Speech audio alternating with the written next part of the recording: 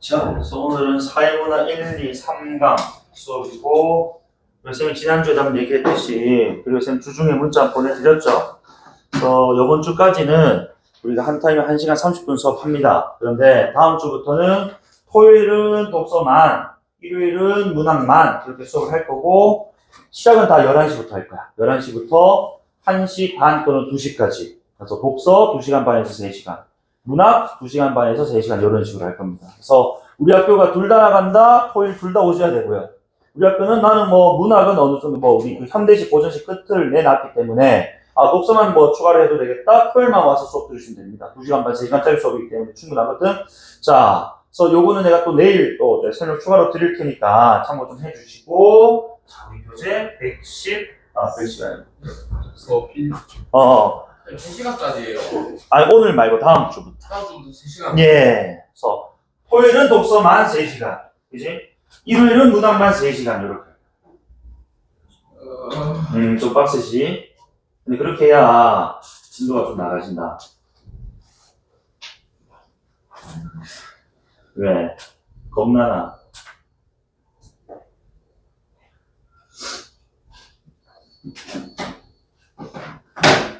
그래서 자, 사회문화 1강, 2강인데, 요 지문들을 좀 수업합니다. 뒤에 3강이 조금, 업지문 좀 난해하긴 한데, 제가 같이 한번 읽어볼게. 109페이지 1문단. 그래서 리더는 목표 달성을 위해 구성원들을 이끌고 그들에게 영향력을 미치는 조직의 핵심 인물이다. 그래서 리더에 대한 이야기를 하나보다 해서 여기 지문에서 리더에 대한 이야기 6사람이 등장해서 자, 리더십이란 무엇이다? 라고 이야기를 합니다. 근데 선생님 잘 가면 될 것 같아.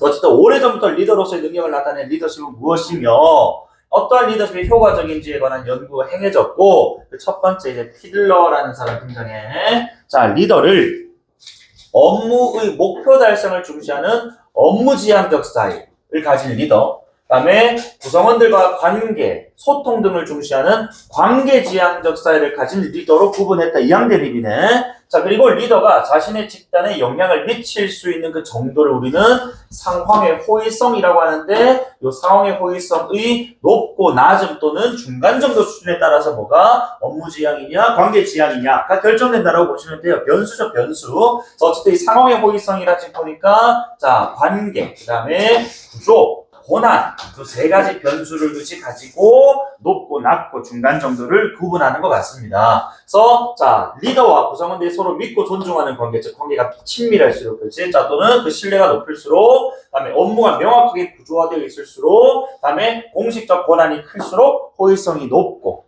그 반대 경우는 호의성이 낮다라고 이런 표현을 하네요. 그래서 그는 이런 상황의 호의성에 따라니까 그 변수, 적합한 리더십의 종류, 그렇지. 요게 변수였던 거야. 그래서 업무지향이냐, 자, 관계지향이냐, 다만 이 상황의 호의성이 매우 낮거나 매우 높을 때는 그치 업무지향적, 그치? 또는 중간 정도일 때는 관계지향적 이렇게 나누자. 그리고 이때 리더십은 능력이 아니라 뭐라고? 적합성이다라고 하는 건 결국 이제 이 적합성이란 말이 다른 말로 표현하면 호의성, 그치? 요런 세 가지, 그치? 세부 또 변수들을 고려해서 네가 적절하게 뭐 해야 된다? 리더가 스타일을 이렇게 골라야 된다라고 보는 것 같네요. 그치? 자, 그래서 1문단에서 리더에 대한 이야기를 시작을 했고, 자, 피들러라는 사람부터 해서, 그치? 자, 피들러는 지금 보니까 상황의 호의성, 그치? 이걸 이제 우리가 적합성. 또 다르게 읽읍시다. 어차피 적합성에 따라서, 그치? 호의성에 따라서 이게 지나치게 낮거나 지나치게 높은 경우라면, 그치? 그때는 업무지향. 어서오세요. 자, 또는 중간 정도일 때는 관계지향. 이렇게 가는 게 맞지 않느냐라고 얘기를 했어. 자, 그 다음에 두 번째. 자, 이런 리더의 스타일을 고정된 것으로 인식했다는 점에서 자, 이 모형에 대한 비판이 제기가 되었고 109페이지. 자, 이때 허시, 블렌차드라는 사람은 변수를 뭐로? 구성원의 성숙도. 그치? 그러니까 리더가 아까 위에 있는 우리 그 피들러는 이 리더가 이제 이 상황을 이제 어떻게 바라보는가에 따라서 결정됐다면 이번에는 자, 그 변수가 구성원의 성숙도에 따라서 그치 리더가 스타일을 좀 바꿔야 된다라고 본 거예요. 구성원 성숙도란 다시 두 가지로 나뉘는데 자 업무 성숙도와 심리적 성숙도로 또 나눕니다. 자 업무 성숙도는 바꿔 얘기하면 능력이에요. 이제 얼마나 능통했는가 그치 업무에 일에 심리적 성숙도는 의지라고 좀 표현을 하고 있군요. 그래서 자 의지는 적극성, 의욕, 자신감 등을 포괄하는 개념으로서 받아들일 수 있는 어떤 마음 상태라고 좀 되어 있는데 자 이게 지금 작은 변수야. 이게 작은 변수 1, 2라고 잡아두고 여러분 그 밑에 그들은 허쉬와 블렌차드겠지. 리더가 구성원에게 구체적 지시를 내리고 감독하는 과업 행동. 그다음에 구성원들과 인간적 관계를 형성하고 그들에게 동기를 부여하려 하는 관계 행동의 또 높고 낮음에 따라 리더십 스타일을 네 가지로 분류했다. 어쨌든 변수가 두 개니까 그렇지? 경우의 수는 지금 보니까 자 봐봐 이게 과업 행동이 또 높고 낮음이라는 것이 또 그 변수 붙으니까 이해 제곱에서 네 가지가 나오는데 다만 봐봐 요 지금 과업 행동이랑 어시랑 블렌차드 얘네들은 지금 보니 이 구성원의 성숙도 따라서 그것이 이렇게 자 네 가지 경우로 나눈다고 했는데 다만 이게 지금 보면은 앞에 아까 그 업무 성숙도랑 심리적 성숙도가 또 뭘 결정한다고 과업 행동과 관계 행동의 높고 낮을 또 결정하는 또 변수 앞선 변수가 좀 되는 거야. 그래서 쌤 이렇게 좀 표현할게. 업무 성숙도 그 다음에 심리적 성숙도에 따라서 과업 행동과 그 다음에 뭐였노? 관계 행동이지 그치? 관계 행동을 이 높고 낮음이 결정되고 그에 따라서 네 가지의 유형이 나와요. 이거는 좀 이따 섰다 지울 수 있다. 자 그래서 일단은 보자. 그래서 일단 이 그들은 구성원의 역량과 의지가 모두 낮다. 그 역량과 의지는 지금 뭐 얘기하는 건데 위에 업무 성숙도, 심리적 성숙도 얘기하는 거예요. 그지? 그래서 자 업무적 성숙도, 심리적 성숙도가 모두 낮아. 그치? 그러면은 과업 행동은 그치 뭐 해야 된다고? 높아야 된다고. 지시를 좀 많이 해줘야 된다 이겁니다. 사람이 좀 욕구도 없고 그죠? 능력도 좀 부족하니까 하나하나 다 좀 얘기해 주는 게 좋겠다. 그다음에 대신에 이게 지금 어때? 너무 또 뭐 하려고 하면 인간적 관계 형성과 동기 주려고 하면 오히려 달아날 수 있거든. 그래서 그때는 낮은 관계 행동을 줘야 된다. 그치? PDF 있나 혹시? 자, 팔이 있구나. 그래서 요렇게 지금 판단해서 요걸 이제 우리는 지시형 리더십. 자, 그 다음 이번에는 의지만 높다. 그러니까 의지만 높다는 것은 사실 뭐야? 자, 능력은 조금 부족합니다. 그죠? 그러니까, 자, 요때는 뭐 해주는 게 좋다. 가업 행동과 관계 행동을 모두 높여주는 게 좋다. 그지?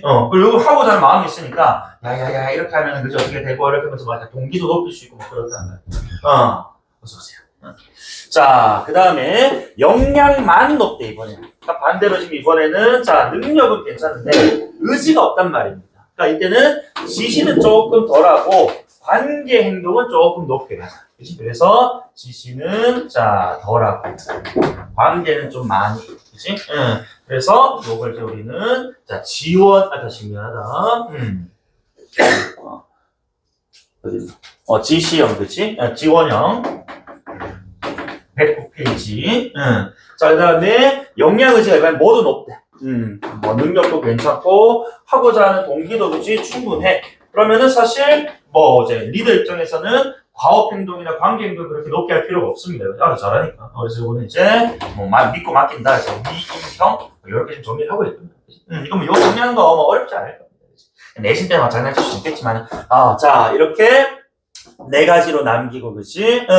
자, 그래서 이 유연성은 성공적인 리더십의 상징이다. 즉, 그 구성원의 성숙도에 따라서 그치? 누가 리더가 뭐하게 유연하게 그치? 그 유형을 그치? 결정 고르면 된다 이런 뜻이네요. 이해됩니까? 그래서 유연이라는 워딩이 그치? 또 이제 허쉬와 블렌차드의 키워드로 나왔군요. 맞죠? 자, 그래서, 자, 여기에 따라서 네 가지가 나왔다. 요즘 화살표. 이게 중요한 게 아니야, 얘들아. 그치? 그냥 이렇게 유형을 나눠가지고 리더가 뭐 할 필요가 있다고. 그래, 구성원의 성숙도에 지금 고려를 해서 골라, 그치? 이렇게 본인이 행동할 필요가 있다. 요거 얘기하고 싶었던 겁니다.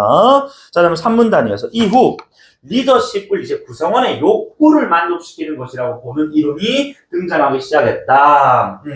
그래서 구성원의 이제 욕구 만족. 그러니까 구성원들이 그지 뭘 원하고 그런 것들에 충족을 잘 시켜줄 수 있는 그런 것들이 이제 리더의 덕목으로 좀 꼽혔나봐. 자, 그래서 번스라는 사람이 나오는데, 자, 기존의 이론들이 리더와 구성원의 관계, 기존의 이론은 피들러하고 그치? 그래, 헛이라고만 할게. 1, 2번에 그치? 이 이론들이 너무 뭐했다. 그래, 뭐 주고받는 관계라든지 그치? 즉 이해관계, 거래관계로 좀 본 것 아니냐라고 하면서 비판을 했다. 그래서 그에 따르면 번스에 따르면 거래적 리더십은 즉 우리 1, 2번이라고 생각할게. 1, 2번 리더십은 구성원에 대한 보상 처벌 명확해. 그치? 그래서 목표 달성하면 보상 주고 달성하지 못하면 처벌 주고 또는 규율에 벗어나면 그지 막 이제 뭐라고 하고 그죠? 자, 또는 또 안정적인 것을 지향한단 말이야. 요거는 지금 우리 1, 2번의 특성에 대한 또 간단한 설명이네. 그치? 자, 다만 이런 것들은 지금 뭐야? 그래, 리더가 가질 만한 것은 아니라고. 그래서 리더가 구성원의 창의성을 자극하고 책임의 분권화를 지향하는 변혁적 리더십을 가져야 된다라고 강조를 했대. 그러면 우리 세 번째 나오는 거지 번스라는 사람의 키워드는 결국 이제 이 변혁적 리더십인데 뒤에 자 그에 따르면 다음 페이지 보세요. 자, 그에 따르면 변혁적 리더십을 가진 리더는 구성원과 공동의 목표 추구. 아까 그 1, 2번에서는 마치 막 지시만 하고 그렇지 구성원들의 목표를 달성하는 데 있어서 뭐 조력자 정도였던 리더의 모습이었다면 여기는 지금 보니까 공동의 목표를 추구해. 그치? 그 다음에 멘토스 영감을 불러일으키고 개인적인 어떤 자, 이 관심, 조언을 제공해서 구성원의 동기 가치관을 변화시키는 거지. 자, 조력자 역할도 합니다만 플러스 또 리더 또한 구성원에 의해 그치 동기가 높아지고 변화할 수 있다. 아, 저 사람 저렇게 열심히 하니까 내가 도움을 줘야 되겠다. 이 프로젝트 꼭 성공시켜가지고 저 사람이 뭐 진급하거나 그치 이번 목표 달성하는데 내가 도움이 돼주고 싶 이런 마음을 가질 수도 있어요. 그치? 그래서 이걸 다시 자 구성원과 리더가 뭐하는 서로 영향을 주고받는 상호 변화적 관계. 아마도 이 변혁적 리더십이라는 것은 상호 변화적이라는 말하고 그지 일맥상통하는 말 아니겠느냐. 그래서 공동의 목표 서로 영향을 주고받아 그지 더 나은 방향으로 발전할 수 있는 그런 리더가 돼야 돼. 자 이게 번스임. 자 그리고 자 그런데 네 번째 우리 또 바스라는 인물이 등장을 해. 이 양반은 위에 있는 1, 2, 3번 자에 대해서 야 번스 너 너무 극단적이야. 야 네가 말하는 3번 그 변혁적 리더십은 물론이고 뭐도 필요하다고 거래적 리더십 1, 2번도 사실은 적절하게 필요해. 서로 영향도 주고받아야 되지만은 이게 너무 이제 뭐야 리더라는 게 수평적으로만 가서도 안 된단 말입니다. 뭔가 이제 구성원들을 이끌어갈 수 있는 어떤 뭐가 말 그대로 리드할 수 있는 그런 힘은 좀 있어야 되는 것 아니냐라는 거. 그래서 자 바스는 결국 자 위에 있던 1, 2, 3번 있잖아요. 그치? 자 1, 2번을 지금 여기서는 거래적이라고 좀 표현했어요. 거래적 리더십은 물론이고 3번 번스 네가 말한 변혁적 리더십도 함께 되어야 한다. 이런 얘기를 했네. 자, 그래서 어쨌든 3번에 지금 이 이론을 발전시켰다라고 지금 되어 있고 마지막 단락에 따르면 이러한 흐름 속에서 이제는 동기부여가 리더십의 핵심 요소. 그치? 자리 잡게 되는 상황. 그래서 로크라는 5번째 인물 등장하네. 자, 로크는 뚜렷하고 도전적인 목표가 있어야 사람들이 의도적인 노력을 해. 그래서 자 어쨌든 그런 목표가 있어야 의도적인 노력을 해. 그러니까 막연한 그냥 그치 우리가 뭐 내년에는 그치 좀 더 열심히 합시다. 좀 더 나은 회사만 이런 얘기하면 안 된다는 거야. 내년에는 매출 그치 우리가 뭐 얼마를 합시다. 그죠? 자 그래야 노력을 하고 그치. 다음에 또 목표가 특정적이고 어려울수록 뭐 할 수 있다고 성과가 좀 높아진다고. 그래서 어쨌든 이 목표라는 것이 뭐 동기와 관련된 거겠지, 그치? 동기가 부여되는 상황이겠지. 그리고 목표를 개별적으로 제시하는 것보다는 공개적으로 제시했을 때 더 효과적. 그러니까 따로 불러가지고 야 이번에 우리가 이번 달 매출 좀 잘해보자. 이렇게 얘기하는 것보다는 뭐 전체 프로젝트 뭐 회의 같은 거 할 때 있잖아요. 그렇지? 우리가 이걸 목표로 합니다. 그래서 우리 전체가 이렇게 이제 몰입을 해서 집중해서 해냈으면 좋겠습니다. 하고 전체로 해야 좋고 또는 만약 이번에 이렇게 성과를 또 달성하게 되면은 우리 1팀장은 뭐 부장을 진급할 겁니다. 공개적인 자리에서 얘기하면은 훨씬 더 그 동기가 그지 커진단 말입니다. 자, 어쨌든 간에 우리 로크라는 사람은 일단 자, 목표가 있어야 의식적인 노력을 해 사람들. 그치? 그리고 그때 그 목표는 좀 이제 자, 특정적이고 난도가 그치? 좀 있어야 난도라고 하자. 내가 쇼츠를 봤는데 난이도라는 말이 쉽고 어려움의 정도라고 고난이도 이런 말 쓰지 말래. 쇼츠 보니까 씨발 근데 뭐 개떡같이 말해도 찰떡같이 알아들으면 되는 거 아니냐 그치? 그래서 고난도일수록 성과가 그치?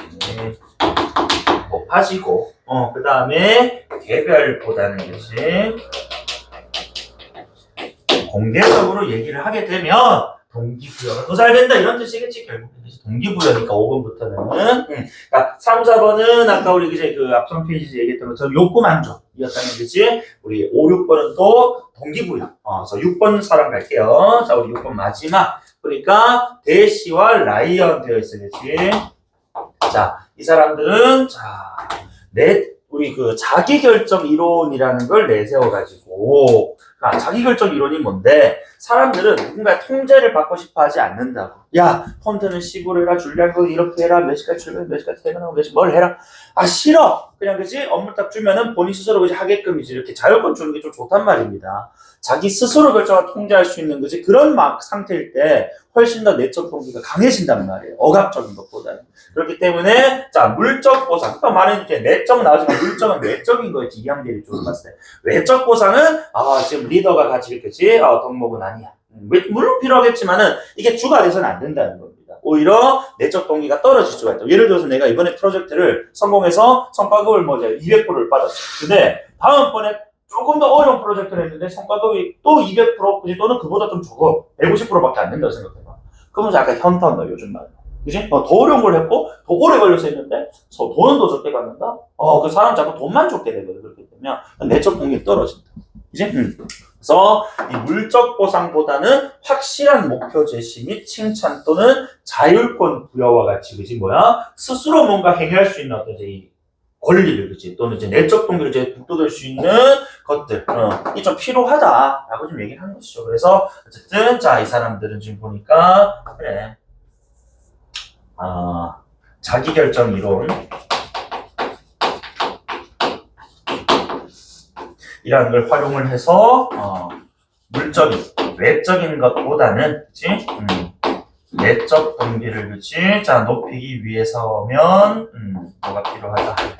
그러니까 칭찬 더 좋고 자율권 등등등 이런 것들을 부여하면 훨씬 더 내적 동기가 높아지면서 그렇지 더욱더 잘할 것이다. 그죠? 어쨌든 간에 여기 지금 1번부터 6번까지 인덱스 매겨가면서 정리는 했습니다만 사실 이게 고차원적인 그런 사고가 필요한 질문은 아니었거든요. 적용해서 문제 푸시면 되고요. 자, 그러면 사회문화 2강 가겠습니다. 자, 2강은 지금 보니까 요즘 우리가 지금 많이 또 겪는 그런 상황이에요. 정보 비대칭이라는 이제 개념이 나오는데 사회 현상이겠지, 그치?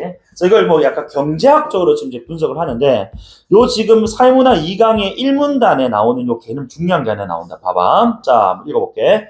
일반적으로 경제학에서는 경제 주체들이 거래에 관한 완전한 정보를 지니고 있다고 가정해. 어쨌든 이게 이제 우리가 과학이든 여기 사회학이든 간에 완전한 정보를 가지고 있다라는 이런 또 가정적인 어떤 접근들은 웬만하면 그것이 드러나지 않는 경우들이 많아요. 이제 지문 패턴상. 그래서 어쨌든 경제 주체들.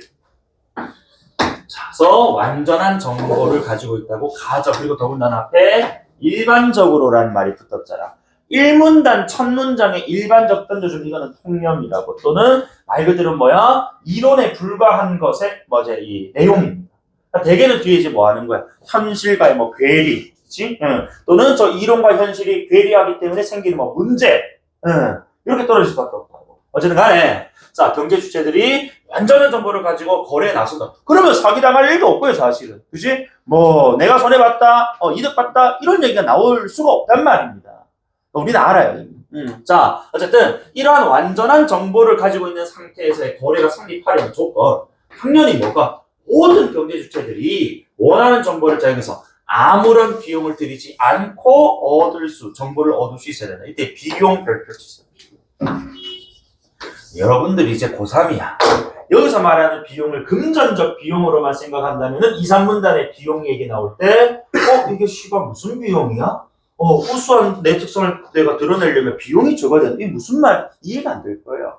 여기서 말하는 이 경제학적인 비용이잖아요. 그지? 물론 우리가 진짜 찐 경제 수가만 왔다 갔다 하는 그런 제 경제에서의 비용은 정말 금전적인 얘기만 하는 게 맞을 겁니다. 뭐 고정비용, 뭐 가변비용, 우리 많이 봐왔잖아요. 그지? 그런데 이 이론이에요. 경제학 이론에서에서. 그지?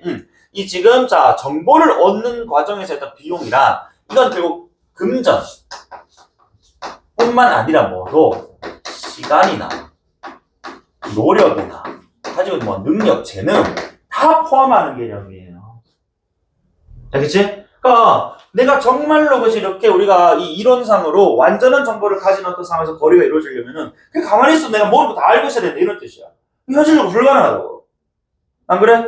내가 지금 현석이랑 당근할 거야. 당근할 건데 내가 지금 쓰던 태블릿을 팔려고 한단 말이야. 내가 사실 뭐 10년 썼어. 예를 들어서.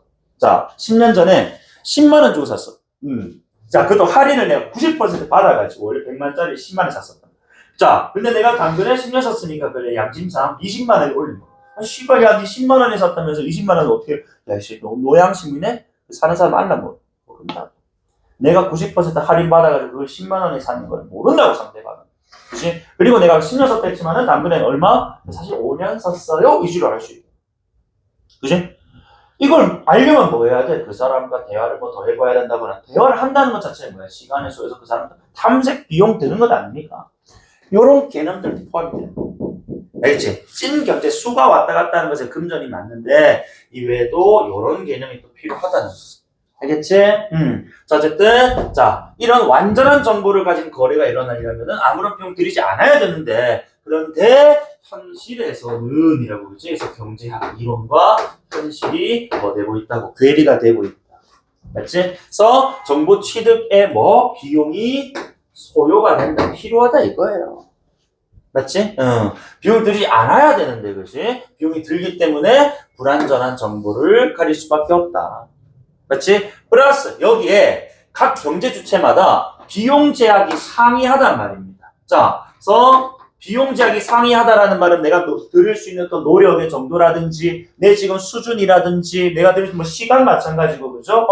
또는 내가 지금 예를 들어 가지고 내 인터넷 강의를 듣고 싶은데 집에 컴퓨터가 없는 거야. 그래서 다른 데 컴퓨터가 있는 곳을 또 가야 되고 그죠? 또 뭐 결제 같은 걸 또 해야 되고 그죠? 지불하고 해야 되니까 더 많이 또 들 수가 있단 말이야. 어쨌든 자 이런 취득하는 정보 양질에 뭐가 차이가 발생할 수밖에 없다. 이걸 우리는 정보 비대칭상. 어쨌든 간에 간단히 정리할게요. 자, 이론, 그다음에 현실이 괴리가 됩니다. 그래서 이 정보라는 것에 있어서 자, 이 이론에서는 그지 완전한 정보를 가지고 거래를 하는 것을 보지만은 현실에서는 이 정보의 취득, 그지 비용이 그지 발생을 하고 그다음에 이 취득 비용도 역시 또 뭐가 있어? 자, 제약이 있단 말이야. 사람들마다. 내가 투입할 수 있는 시간, 노력, 그지? 뭐 돈 따위 등이 다 다르단 말입니다. 그러다 보니까 자 불완전한 그 다음에 자 양질의 차이가 나는 정보를 얻을 수밖에 없다 이겁니다. 그래서 나타나는 현상을 우리는 정보의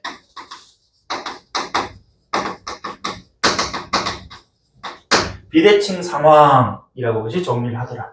그지? 자, 그래서 어쨌든 간에 정보 비대칭 상황이라는 것 자체가 자, 구체적으로 어떤 문제점이 있는지에 대해서 여기서는 역선택이라는 개념을 또 언급을 해요. 이 문단 볼게. 자, 대표적인 정보 비대칭 상황은 자, 여기서부터 전에 인덱스 좀 잘 맞춰줘야 돼. 항상 이게 사회지문, 특히 경제지문, 법지문에서는 뭐 당사자, 그지? 뭐 상대방, 그지? 주체, 이런 객체 내가 얘기를 많이 했는데 둘 아니면 셋 정도가 나온다고. 이제 자, 그래서 여기서 거래의 한쪽, 거래라는 말은 혼자서 못 합니다. 항상 둘 이상이 나온다고 전제를 했을 때 거래 한쪽을 내가 일단은 세모로 좀 잡을게. 이제 그리고 상대방 또는 상품의 특성, 상품이란 결국 그것을 파는 이 공급자가 있다고. 그것도 상대방이 좀 처리를 할게. 상대방이나 상품의 특성에 관한 정보를 자, 거래 한쪽이 뭐하다고? 상대적으로 지금 적게 가지고 있다. 그러면은 자, 상대방 또는 상품을 파는 그제 우리 그 업체 같은 경우에는 상대적으로 뭐 정보량이 좀 어떻다고? 많다 이렇게 읽어야 됩니다. 이제 그래서 자, 지금 여기서 보니까 결국에는 자, 쌤이 친 빨간색 세모는 정보량이 좀 뭐하는 사람? 적은 사람. 그치? 그러면은 자, 쌤이 노란색 역세모 친 친구는 정보량이 상대적으로 뭐하는 거야? 많은 사람.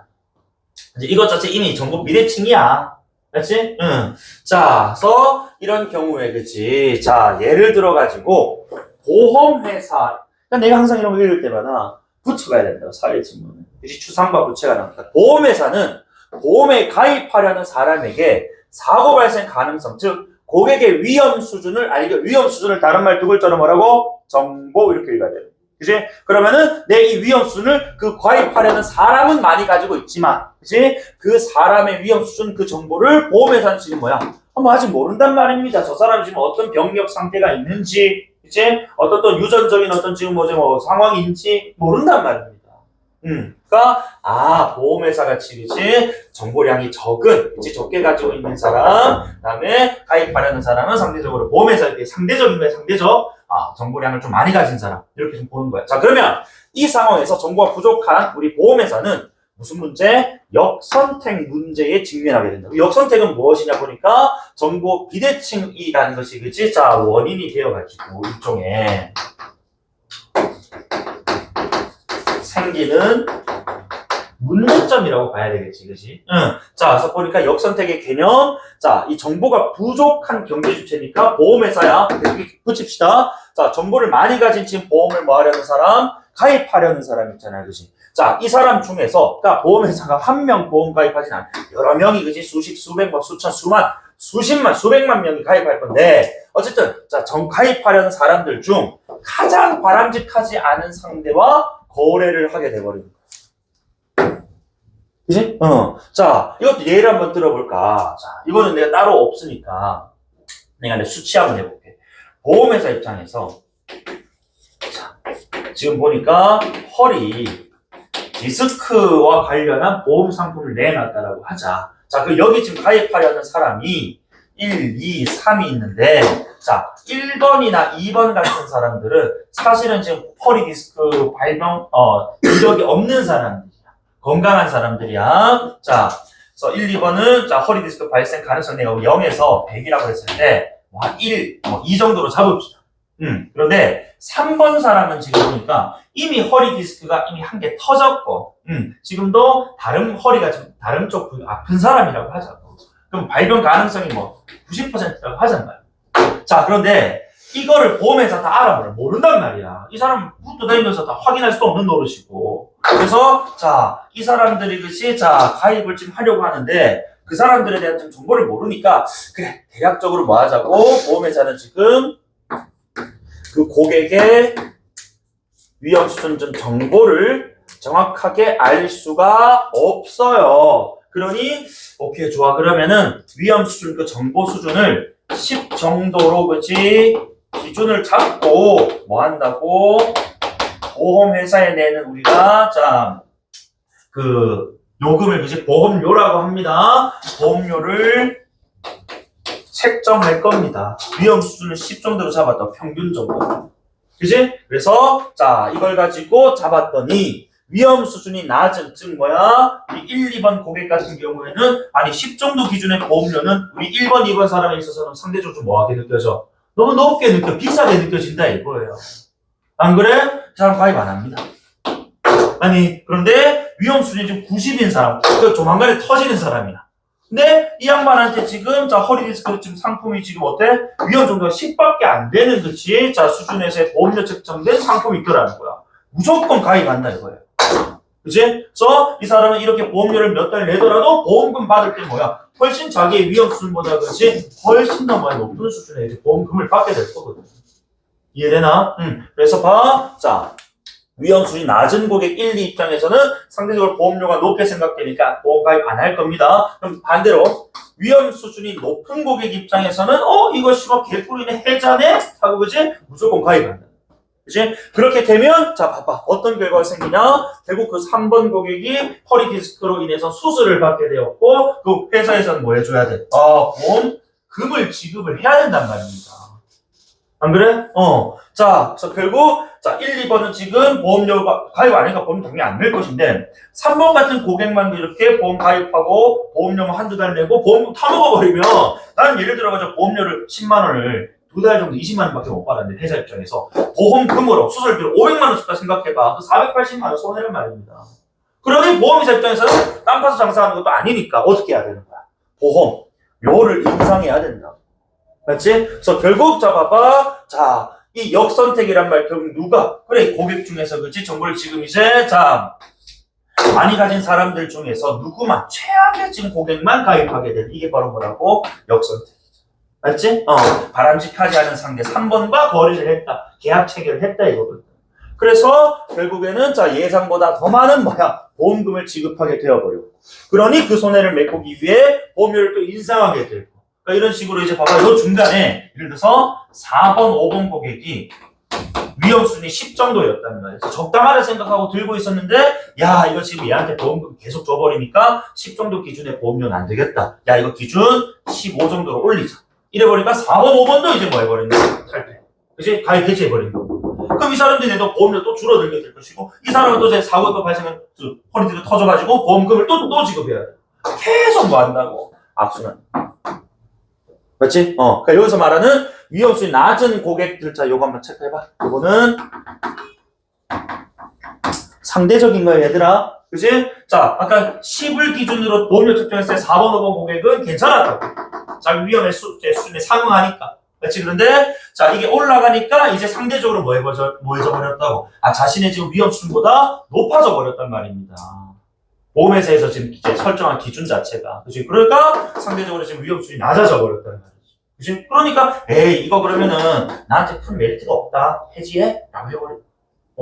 계속 고위험금만 남게 되고, 계속 보험금 줘야 되고, 그래서 보험금 주면서, 그지? 수준이 계속 높아지니까, 그 보험료가 계속 높아지니까, 그 이제, 상대적으로 그지? 그 위험 수준이 낮은, 그지? 사람들은 다 이탈을 하게 되거든요. 땅 파서 장사하는 게 아니라, 그지? 그래서, 다시 정리를 좀 하자면, 자, 요 체크 좀 잘 해두시면 됩니다. 요거는 계속 또 써먹을 거야, 밑에서도. 자, 해서, 간단하게 한번 얘기 한번 해볼까?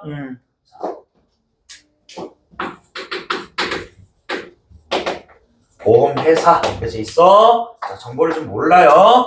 여기에, 그치? 자, 보험에 가입하려는 고객이 있다.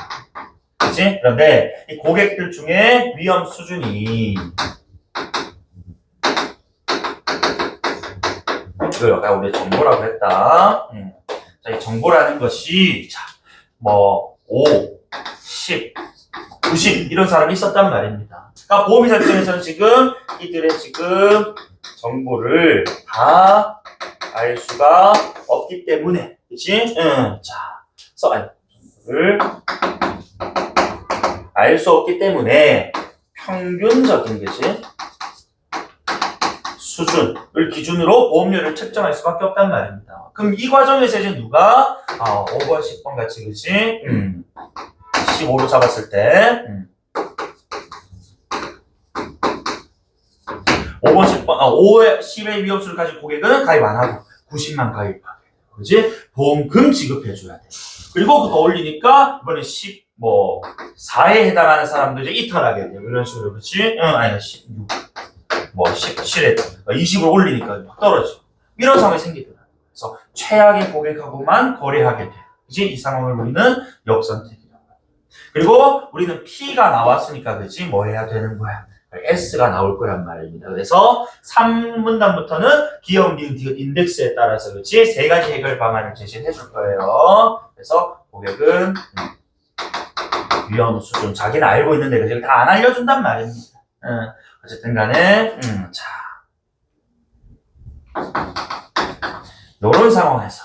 과연 보험회사 같은, 자, 이 입장에서는 이를 어떻게 해결할 수 있느냐. 즉, 정보가 지금 부족해서 그렇지. 자, 안 되는 경우는 어떻게 해결해? 3문단 가볼게. 자, 보자. 3문단에 따르면 시장 참가자들은 역선택 방지를 하기 위해서 다양한 방법을 모색합니다. S. 자, 대표적인 전략이 바로 신호발송인데, 자, 신호발송이란 정보를 더 많이 가진 쪽이니까 지금 누구로? 노란색이 없어요. 그치? 자, 자신의 또는 상품의 숨겨진 특성을 뭐 한다고? 알리는 행위라고 되어 있어. 자, 이게 무슨 말이냐? 자, 정보를 더 많이 가진 쪽이, 그치? 자신의 숨겨진 특성을. 이거 사실 뭐 생략됐지만 누구에게? 정보를 적게 가진 쪽에게 알려주는 거겠지. 너희들 이제 한 10년, 향후 10년 정도면은 뭐 다들 직장 생활 하고 계실 겁니다. 그러면 이제 직장 생활 우리가 하기 위해서 취업 준비를 하겠지. 그지? 내가 S전자, L전자, 그지? 뭐, 입사 원서를 넣는단 말입니다. 그 넣기 전에, 갑자기 S전자에서, 자네는 대학생 열심히 했구만. 열심히 살았구만. 우리가 채용하겠네. 데리고 가는 경우 많이 없다고. 뭐, 일부 요즘 뭐, 계약학과라는 게 있기 때문에 그런 경우 있긴 있습니다. 일반적인 상황을 고렸을 때는, 우리가 뭐 해야 할 때, 우리가 지금 채용을 이제 받아야 되기 때문에, 입사를 하고 싶기 때문에 내 어필을 해야 될 것 아닙니까? 삼성전자가 내 지금 정보를 모른단 말이야. 그지? 그래서, 자, 숨겨진 특성을 정보 많이 가진 쪽이, 누구에게? 정보를 적게 가진 쪽에게 그렇지? 알리는 거야. 이해되나? 자, 그래서 예를 들어, 봐봐. 노동시장의 예를 들어. 자, 노동시장에서는 학위, 자격증, 시험 성적 등의 교육 수준을, 수준은 개인의 생산성을 알리는 신호로 기능한다. 그치? 그래서, 자, 고용주에서 말하는 고용주는 그럼 어떻게 돼? 당연히 우리가 정보가 없는 사람이지. 왜? 너희가 수만 명들이 그지? 뭐 한다고 지원할 것 아닙니까? 공채시험 하면. 그 사람들 다 뭐 다 뒤져보고 할 수는 없을 것 아니니. 그치? 너희가 제출한 뭐야? 어떤 자료라든지, 그치? 뭐 학위, 그치? 뭐 자격증. 이런 것들을 보고 우리는 판단할 수밖에 없다고, 고용주 입장에서. 그래서 일정 수준 이상의 교육을 받은 구직자를 생산성 높은, 그렇지 않은 구직자를 생산성이 낮은 사람으로 판단한다면, 생산성이 높다는 말은 결국 이제 높은 교육 순위라는 신호로 자신의 생산성을 알리고 높은 임금을 받을 요인이 있다는 말, 가능성. 이처럼 결국 자 정보를 오히려 많이 가진 쪽이 자신의 특성을 드러내기 위해서 비용을 들여 신호배에서 여기서 말하는 비용 다시 발표.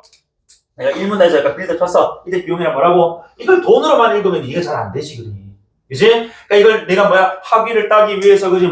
박사 과정을 받기 위해서 대학원을 가고 하는 시간과 돈, 노력, 그지? 투자한 모든 것들을 우리는 비용이라고 봐야 된다고. 안 그래? 자, 이걸 통해서 신호를 이제 만들어내고 보내는 거야.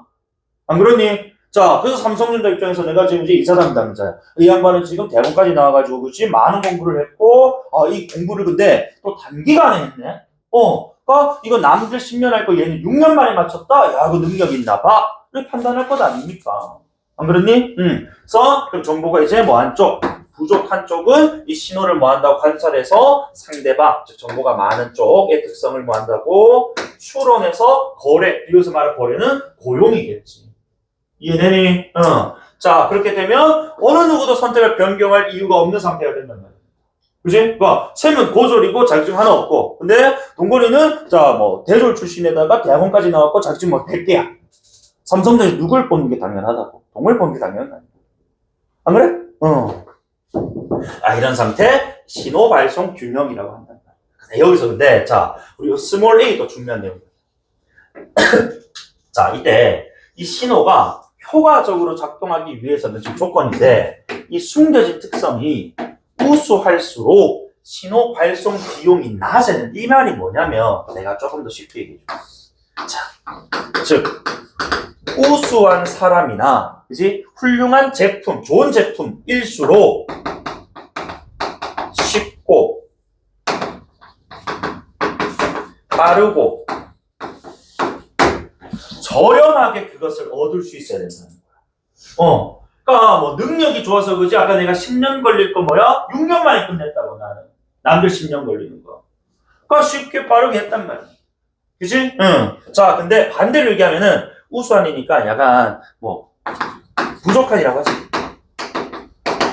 부족한 사람 또는 부족한 제품 같은 경우에는 뭐하다고 그래 시간도 오래 걸리고 그치? 그 시간이 오래 걸리니까 10년 다녀야 된다? 4년에 또 뭐야? 그래 그 교육비를 더 지급해야 된단 말이야. 그 교육기관에다가. 그러니까 어렵고 느리고 뭐 고가이고 그리고 이렇게 돼야 된다. 자, 아까 위에 예를 들어서 자격증도 마찬가지잖아. 그치? 나는 예를 들어가지고 이번에 지금 토플 같은 거, 그치? 뭐 점수를 만들려고 하는데, 만점을 내가 5년 만에 만들었는데, 재능충은 6개월 만에 만들더라고요.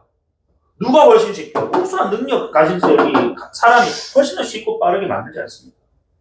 요거, 그래서 아마 스몰 A의 내용은 요거 얘기하고 싶었던 것 같고, 요거 조금만 더 연장하면 밑에 좀 더 나오는데, 이거는 놔두고 조금 더 붙여서 설명 마저 해줄게. 자, 그래서 가령 생산성이 높은 구직자일수록 학위 자격증 등 일정 교육 수를 획득하는 데 소요되는 교육 비용, 그지? 뭐 해야 된다고 시간도 그죠?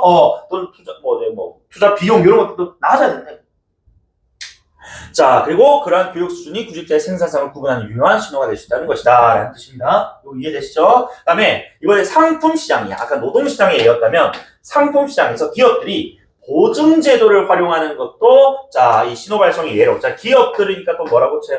이거는 노란색 역세모 쳐야 되겠지, 그치? 자신들이 만든 제품에 대한 정보는 누구보다 자기들이 잘 알고 있을 거니까. 그치? 아까 위에서 뭐라고 했냐면, 자신 또는 상품에 숨겨야 돼. 이거 상품에 대한 얘기를 할 거야. 그치? 자, 비문학 지문이라는 게, 뭐, 수도 지문이 뭐, 그렇게 막 짜임새 있는 지문은 아니지만, 그래도 논리적이려고 노력을 하는 게, 떡밥 회수한다. 그러니까, 자신 어필하는 얘기 했고, 이제 상품 어필하는 거. 그러니까 여기서는 기업이 당연히 역세모. 정보를 많이 가진 쪽이겠지. 자, 그럼 여기서 고객은 정보를 덜 가진 쪽일 거야. 자, 어쨌든 여기서 이 보증제도라는 게, 그치? 자, 이 신호발송의 그 예를 보니까 이 품질이 좋은 상품을 생산하는 기업은 긴 보증기간을 제공할 수 있다. 이 말이 뭐냐? 결국에 우리는 그래, 이 지금 냉장고를 한 대 파는데 무상보증 10년까지 드릴게요. 왜? 우리 그거 만약에 고장나면 쉽게 고칠 수 있습니다. 그리고 그거 고장 안 날 거라는 거야. 우수한 품질을 가지고 있다는데 자부합니다. 이거야. 근데 미안한 예시만 중소기업이야. 예를 들어서 중소기업에서 만든 냉장고 10년 무상보증했다가 회사 계속 경영이 될까? 안 될 겁니다. 판매가 아니고 수리하고 AS 하느라 시간 다 보내서 그치? 망할 걸. 그치? 그러니까 그런 제품들은 무상보증 기간이 6개월, 1개월 그렇다. 맞죠? 그래서 밑에 봐. 품질이 낮은 상품을 생산하는 기업은 긴 보증 기간 제공하며 높은 보증 비용이 발생한다. 오히려 더 많은 인건비, 수송비, 그치? 더 든단 말이야. 그렇기 때문에 자, 이러한 신호를 모방하기 어렵다. 요거. 아까 내가 스몰 A 좀 더 이어서 한다 얘기했잖아. 결국 이것도 좀 냉정하게 들릴 줄 몰라도 부족한 사람은 아무리 본인이 노력해도, 그치? 또는 그 제품을 그치 좋게 만든다 하더라도 이미 애당초 우수한 지금 조건을 가지고 있는 거지. 사람이나 예를 들어서 중소기업이 삼성전자를 뛰어넘을 수 있겠느냐고. 어렵겠지. 그치? 그래서 좀 어렵다. 그러니까 괜히 삼성전자, LG전자 따라 무상보증 10년 했다가 망하면 안 되잖아요. 그치? 섣불리 따라 할 수가 없다. 그래서 요 A라는 말은 또 다른 말로 내가 모방이 어렵다.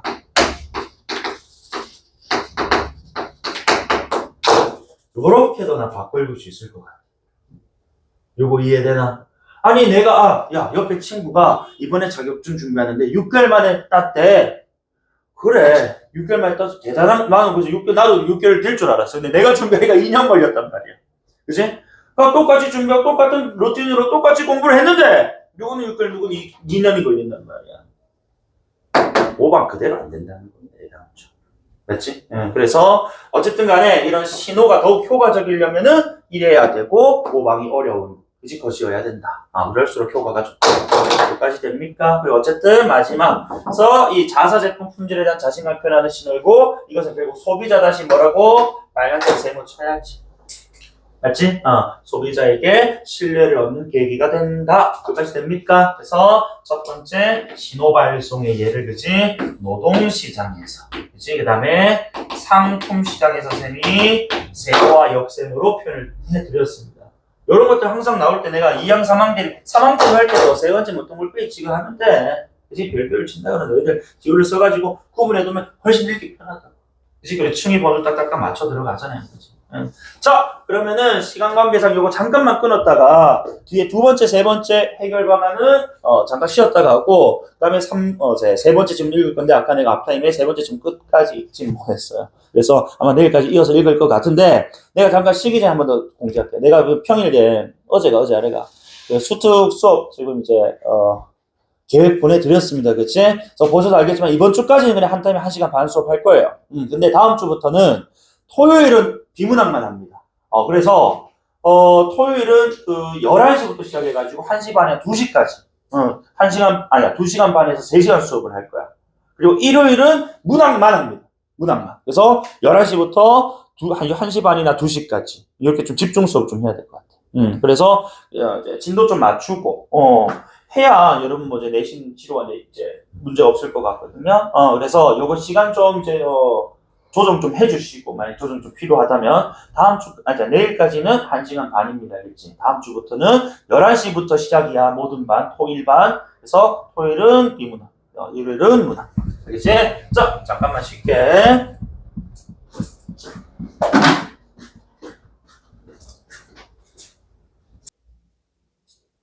자, 그러면 두 번째 S 갑시다.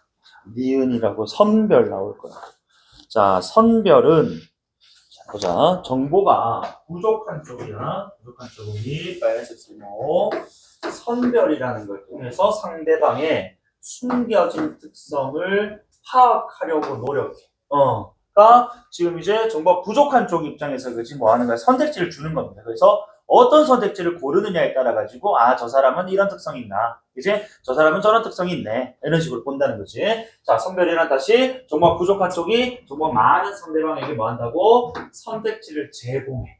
그지? 그러면은 상대방이 뭐 한다고? 스스로 자신이 이제 숨겨진 특성을 드러내도록 한다는 거야. 뭐를 통해서? 당연히 선택을 그치 이렇게 하겠지. 부족한 쪽 선택지를 제공하니까 그죠? 선택지 중 하나를 뭐 할까? 상대방이 고를 것 아닙니까? 그죠? 그를 통해서 이 사람은 어떤 특성이 있어 라고 본다는 겁니다. 이것도 예시를 드네요. 보험회사가 아까 우리 보험회사는 정보가 부족한 쪽이었거든. 다양한 상품을 설계해서 고객이어서 말한 고객은 정보가 많은 상대방입니다. 그치? 즉 자신의 위험순위 지금 숨겨진 특성이거든. 그치? 그것에 맞는 상품을 누가 고르는가? 고객이 직접 고르는 거예요. 맞아? 자, 그래서 다음 페이지 봐봐. 자, 그래서 예를 들어 건강한 사람입니다. 자, 건강한 사람이랑 바꿔 얘기하면은 지금 위험의 수준이라는 거지. 이 정보가 좀 낮은 사람이야. 맞지? 그러니까 이 사람은 보험료가 낮은 걸 골라서 보험금도 좀 낮은, 그치? 이걸 고르고 혹시 모르는 어떤 우리가 보험이라는 게 위험에 미래 어떤 사고를 대비하는 거니까, 그렇지? 자, 그래서 건강하다고 해서 보험을 아예 안 들진 않아요. 들기도 합니다. 그다음에 반대로 건강하지 않은 사람은 어쨌든 위험의 수준이 지금 높은 정보를 가진 사람이란 말이야. 그러니까 보험회사가 직접 컨택해서 알아차릴 수가 없다면 선택지를 쫙 던져놓고 높은 보험료, 낮은 보험료 고르는 상황을 통해서 이 사람은 위험의 수준이 뭐하다고? 낮은 사람이네. 위험 수준이 높은 사람이네를 판단한다. 이해되시죠? 그래서 보험료 높지만 보험료 높은 상품을 선택하도록 설계를 해서 가입자가 어떤 수준에 있구나를 파악한다는 겁니다. 누가? 보험회사가. 맞지? 자, 그래서 선별이란 그래서 요게 우리 이제 정보가 많은 사람이가, 그치? 누구에게 이 정보가 많은 사람, 그치? 적은 사람이 많은 사람에게 선택지를 줍니다. 그죠? 그러면은 이 정보가 지금 많은 사람이 어떤 선택을 할 것이고, 그치? 그 선택의 결과를 통해서 숨겨진 특성을 파악하는 거죠. 맞지? 그래서 이거 노란색, 빨간색 구분해 적는 이유는 주체, 대상 좀 구분해서 적으려고 했던 거다. 자, 그 다음 세 번째인데, 자, 이 세 번째는 평판이라고 해서, 그치? 자, 봐라. 요거는 이제 우리가 좀 익숙해요, 사실은. 자, 요 두 가지, 앞서 두 가지 외에 역선택 극복하는 저 우리 S3 평판 함축이 있는데, 평판이라 또 쉽게 얘기해서 뭡니까? 그래. 이 사람들의, 그치? 자, 에 대한 평가가 그지 어떠한가를 보겠다는 거야. 그래서 보니까 이 반복적 거래 상황에서 품질이 좋은 상품의 공급자는 자 공급자를 여기서 세모냐 역세모냐 이걸 잘 잡아야 된다. 공급자 정보를 많이 가져 적게 가져 많이 가진 사람. 그지? 왜? 이 상품에 대한 정보를 그지 공급하는 만든 사람이 더 잘 알지 사는 사람이 알겠는데 더 잘 알겠느냐 상식적으로. 그래서 공급자 여기서는 정보가 많은 쪽이라고 합시다. 그치? 응. 자, 좋은 평판을 구축합니다. 그러면은 자신의 특성을 알릴 수가 있다는 거야. 그러니까 이게 마찬가지. 이게 아무리 우리가 흔히 맛집이고 그렇지 해도 네이버에 블로그 또는 인스타그램 이런 거 운영 안 해서 평점이 이런 게 안 달려 있으면 사람들이 주문 안 한다고요. 안 찾아간다고요. 별이 수백 개, 수백 명의 리뷰가 있거나, 그렇지. 구매 후기가 있어야, 사람들이 많이 드나들었고, 그죠? 이 사람, 여기 이 집이 괜찮은가 봐? 라고 생각하고 가게 된단 말이지. 어쨌든, 리뷰, 평점 제도 같은 것들이 비대칭을 줄이는 효과적 메커니즘으로 자리 잡고 있다. 정보기술의 발달에 따라서 이런 지금, 이, S들, 그치? 이, 역선택을 방지하는 제 방법들이 많아지고 있다, 이겁니다. 그래서, 다시. 이 정보가 많은 쪽이 그치? 한다고 평판에서 말하는 평판은 리뷰, 그치? 평점 이런 것들 아닙니까? 그러니까 배민에서 매번 서비스 주면서 별 5개 달라는 이유가 이런 게 있는 거야. 어떤 사람이 그치 신규로 우리 지금 집에 그 음식을 주문해야 되는데 그치 별이 1개도 없다는 생각해봐. 안 시켜요. 안 그렇습니까? 또는 별이 1개짜리밖에 없다고 생각해봐. 시키겠나? 일부 어떤 유튜버들은 보니까 별점 1개짜리 집에서만 시켜 먹어보고 하는 그런 컨텐츠가 있긴 있는데 별점 1개 이유가 있더라고. 그죠? 어쨌든 이런 식으로 그냥 구축하게 되면은 이게 잘렸지만 어쨌든 이 평판이 누구에게 영향을 줄까? 그래, 소비자, 그지 구매자, 고객에게 영향을 줄 것 아닙니까? 그죠? 영향을. 그래서 그 제품 계속 구매한다, 그지? 더 많이 구매한다 이런 식으로 패턴. 좋아요. 그래서 두 번째 지문 이렇게 마무리고, 자, 세 번째 지문인데, 요 세 번째 지문이 오늘도 법 지문까지인데, 내가 다 읽지는 못했거든. 자, 118페이지입니다. 여러분 지금 딱 내가 보니까 작년에 우리 내신할 때 다 했어? 난소공 했어. 자, 우리 난소공의 난쟁이 가족들 지금 어떤 상황에 처해 있었노? 예. 불법으로, 그치? 이제 지었던 임시, 지금 이제 이 건축물 따위를 철거를 지금 이제 강제 철거를 앞둔 상황이에요. 딱 지금 요 행정대 집행, 그치? 이 대가 큰 대가 아니고 대신하다 이거 됩니다. 그죠? 그래서 요거 난소공 떠올려가면서 읽어주시면 조금 편할 것 같아요. 그래서 딱 준비하면서 이거 딱 난소공. 왜냐면 우리 그 교과서 수록된 부분마다 좀 다르긴 하지만은 아마 주영이는 난소공 읽었나? 고민 안 해갖고. 어쨌든, 이게 그 미래인하고 비생각 좀 다르긴 한데, 수록된 부분이. 어쨌든 간에 개보장 날라오는 우리 그 비상문학 했던 학교는 알 거야, 그지? 행정대 집행법에 따라, 언제 철거하고, 이런 것도 그때는 본 적 있을 겁니다. 그래서 딱 그 얘기 하는 거야. 요거 딱 같이 생각을 해가면서 읽어주시면은 편할 것 같다. 보자. 1문단. 그래서 행정 대집행은 공법상. 자, 그래서 공법이라는 개념 나오는데, 우리가 또 법지문 공부하면은, 읽을 때는 공법하고, 우리 공과 사를 구분해야 되는 얘기 많이 하잖아요. 그치?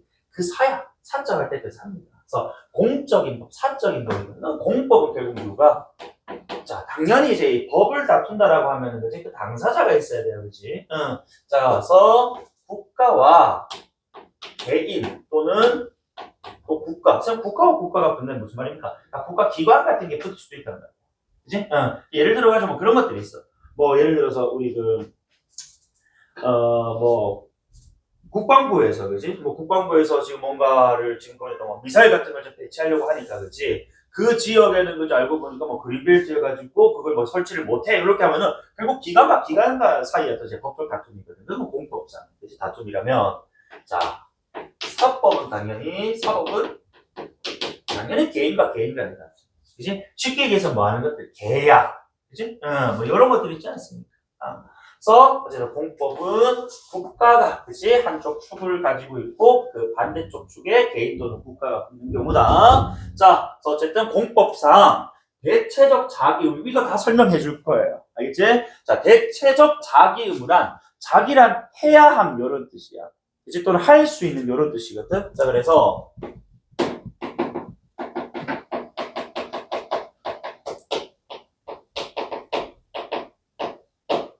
이런 의미로 우리가 한번 접근 한번 해보자. 그래서 어쨌든 공법상으로 해야 하는 의무인데 그것을 뭐 했다고? 의무자가 해야 될 사람이 이행하지 않았다는 거야. 그치? 근데 그 해야 하는 또는 할 수 있는 그 행위가 그 의무가 앞에 요게 중요하다고. 아까 대집행할 때 대가 뭐라고? 대신이라고 했잖아. 그치? 그 사람만이 할 수 있는 게 아니고 다른 사람도 할 수 있는 거야. 앞에 뭐가 붙은 거야? 대체적이 붙었다. 대체적. 이해되나? 그래서 봐봐 얘를 우리 그 난쟁이 집 철거 난쟁이만 할 수 있어? 난쟁이 가족 말고 다른 사람 제3자가 해도 되고요. 관할 구청 직원들이 와서 해도 됩니다.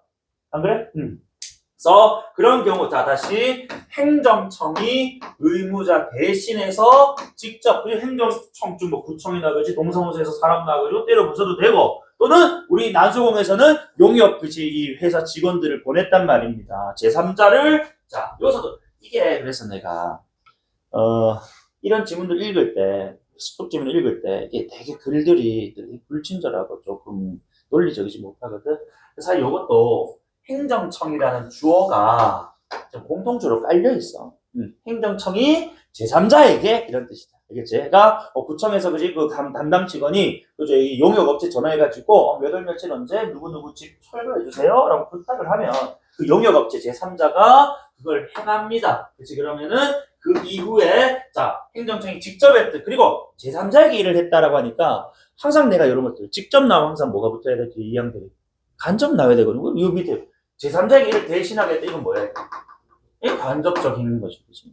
그치? 어쨌든 그 후에 뚝배기에 누가 해서 행정청이 있고, 그치? 행정청이 직접 하거나, 한 단계 거쳐서, 그치? 제3자 시켜가지고 하거나, 그치? 직간접적으로, 그치? 철거 같은 것들을 이렇게 하고, 그 다음에 비용은, 그래서 우리가 그 계보장이 뭐라고 했죠? 그 비용은 김부리 씨한테, 그치? 또 귀하에게 청구합니다, 뭐, 징수합니다, 붙어 있었거든. 계보장 내용에 따른. 그래서 그 비용을 의무자에게 받아내는 제도, 이런 표현.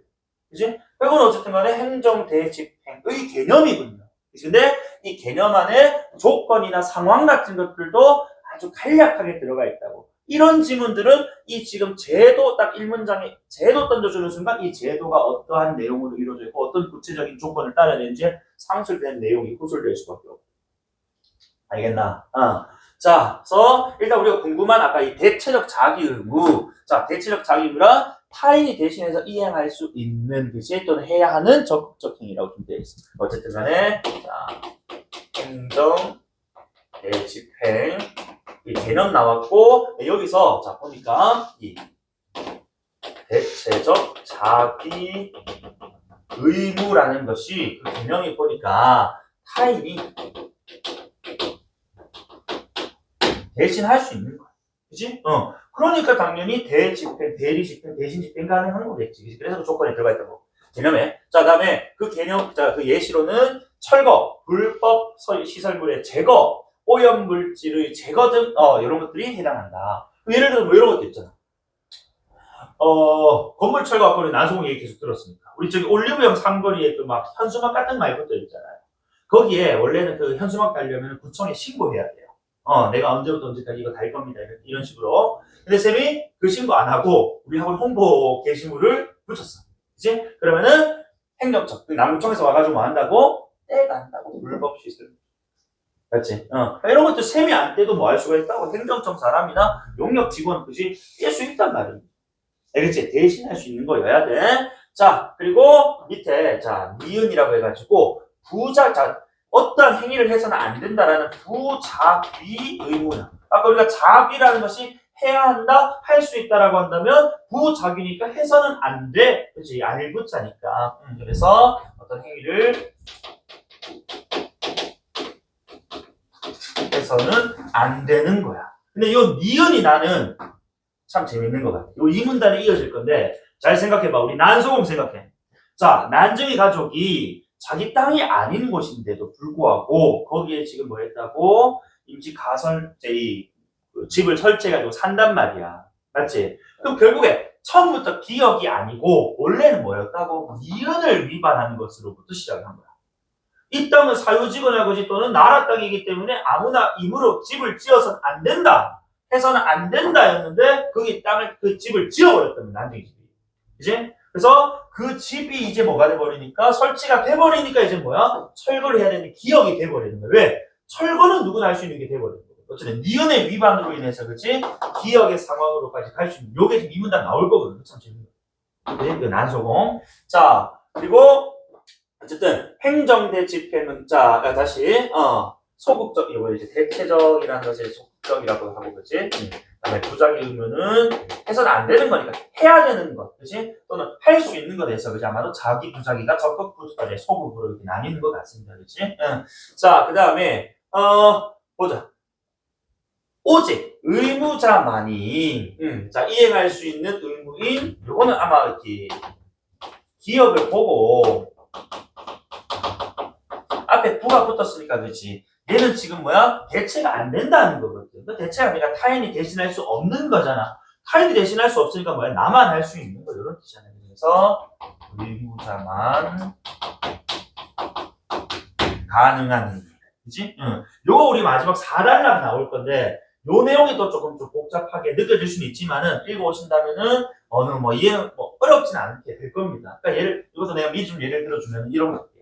자, 집을 철거는 하되 그 집에 있는 누구? 그래, 이 지금 난쟁이 가족이 그래도 뭐는 받아? 그곳에 살았다는 즉이 뭐 이 철거 확인증 이런 것들 받잖아, 그렇지? 그러니까 그런 것까지는 뭐 할 수가 없다. 뺏을 수는 없다. 그러니까 철거라고 하면 진짜 그 건축물만 없애야 되는 것이지.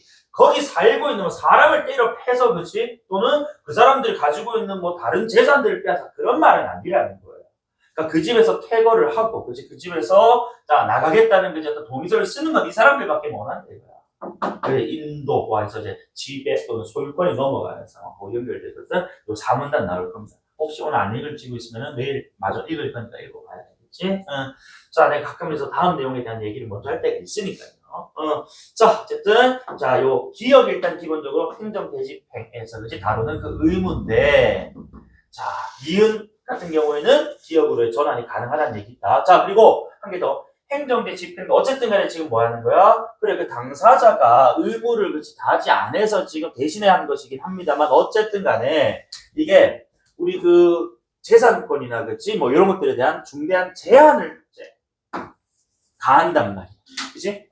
왜냐면 그래도 아무리 뭐 이제 의무를 위반해서 그치, 자, 강제 철거한다 해도 우리가 그 최소한의 거지 뭐 생계, 뭐 주거 이런 것들에 대한 기본 권리는 지켜줘야 되는 거 아니야, 나라가.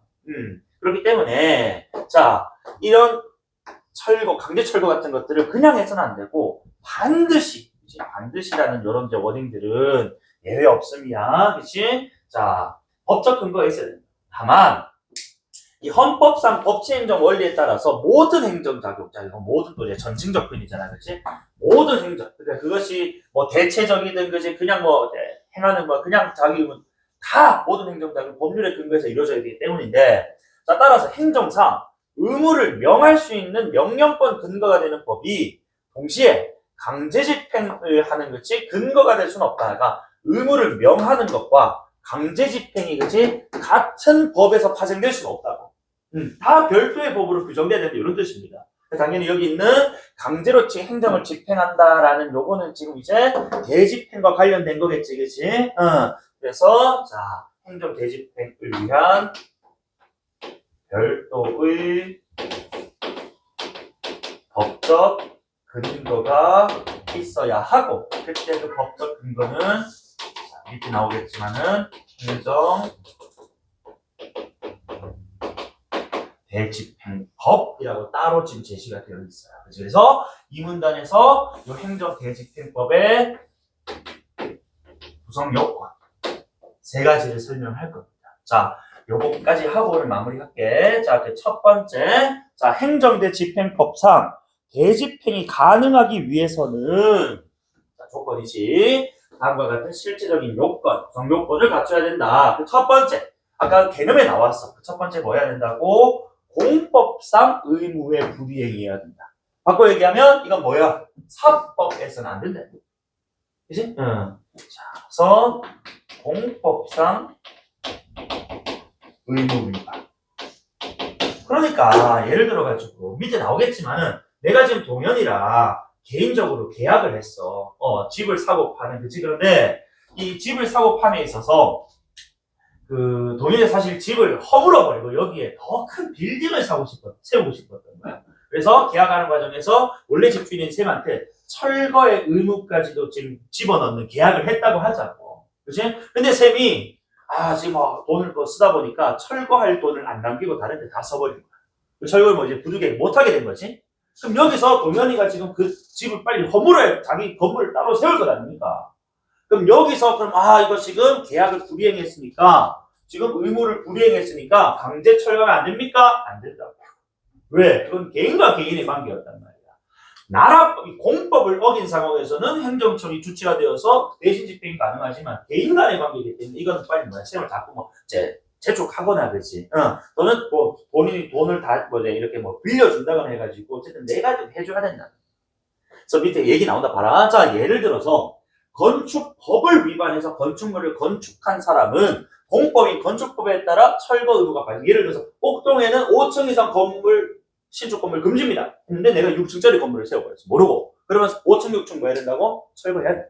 그치? 이건 근데 안 하면은 행정청에서 뭐 한다고? 와가지고 강제 철거할 수 있대. 그치? 자, 이거는 뭘 위반? 그래. 불법 건축물 철거 의무는 공법상 의무. 그치? 국가에서 하지 말아야 했는데 내가 해버렸단 말이야. 맞아? 자, 그렇기 때문에 이거 뭐가 될 수 있다고? 행정 대집행의 대상 될 수 있다. 자, 그런데 반면에 자, 공공용지 취득 시에 건물 소유자가 매매 대상 건물에 대한 철거 의무를 부담하겠다는 약속 쌤이 아까 얘기했잖아. 자, 그러니까 동현이가 지금 이 땅하고 이 건물을 사가지고 그지 여기 허물고 새로운 건물 짓는다고 했단 말이야. 그 과정에서 쌤한테 자, 그 땅만 사는 게 원래 그 건물의 그 가치도 줘야 되니까 그지. 건물값도 주면서 이거 철거도 그 당신이 해주세요 라고 동현이 나한테 욕을 했단 말이야. 나는 그 수월하게 했고 그렇게 뭐 했다고 약정 불편 쳐봐. 약정이 뭔데? 약속과 계약한 거야. 그치? 계약이란 결국 뭐라고? 쉽게 얘기해서 뭐라고? 사법. 개인과 개인 간의 관계. 그치? 그러니까 이거는 지금 이제 공법에 반해 사법의 지금 이제 관계 영역이기 때문에 그 철거 의무는 공법상의 의무가 아니고 계약에 의한 사법에 의한 의무란 말입니다. 본래 건물주의 그지? 그래서 대집행의 대상이 되지 않는다는 뜻이에요. 그래서 공법상 의무 위반 때만 대집행이 가능하다. 사법. 자, 좋아. 요거 이해되셨으면 넘어가고 다음 두 번째. 자, 대체적 자기 의무여야 한다. 아까 우리 계속 얘기했죠. 그치? 자, 그래서 디귿은 좀 4문단 나올 거나 내일 할 건데 기억 없게 정확하게 대신할 수 있는 거. 그런데 다만 분명히 여기서 부작위나 비대체적 자기 의무는 대집행될 수 없다라고 해놓고는 뒤에 있는 다만이 그렇다. 항상 이제 법지문에서 이런 다만 문장들은 항상 신중하게 좀 조심하게 봐주셔야 돼요. 예외적 상황이기 때문에. 자, 부작위 의무인 아까 내가 불법 공작물의 설치 금지 의무라고 했죠. 분명히 신고 허가받지 않은 것은 그치? 저기 현수막 걸지 마세요라고 금지하지 마세요 라고 그죠? 걸면 안 됩니다 라고 부작위 의무였는데 쌤이 그냥 걸어버려요. 그 부작위 의무를 위반했단 말이에요. 그런데 자, 근데 이미 그게 지금 설치가 되어버렸단 말이야. 그치? 부작위 의무를 위반했는데 자, 그것이 이제 자, 불법적 상황으로 인지돼서 설치 이미 다 완료가 돼버리면 이제는 뭐가 되는 거야? 떼는 건 쌤이 아니고 다른 사람이 해도 될 수 있어. 그치? 그러니까 뭐가 돼버렸다? 저렇게 원래는 대체적 자기 의무만 자, 그 위반의 대상으로 보았는데 자, 부작위 의무가 위반이 된 거지. 그치? 설치하지 말아야 되는데 설치를 해버렸어. 그랬더니 뭐가 돼버렸다고? 이게 지금 뭐야?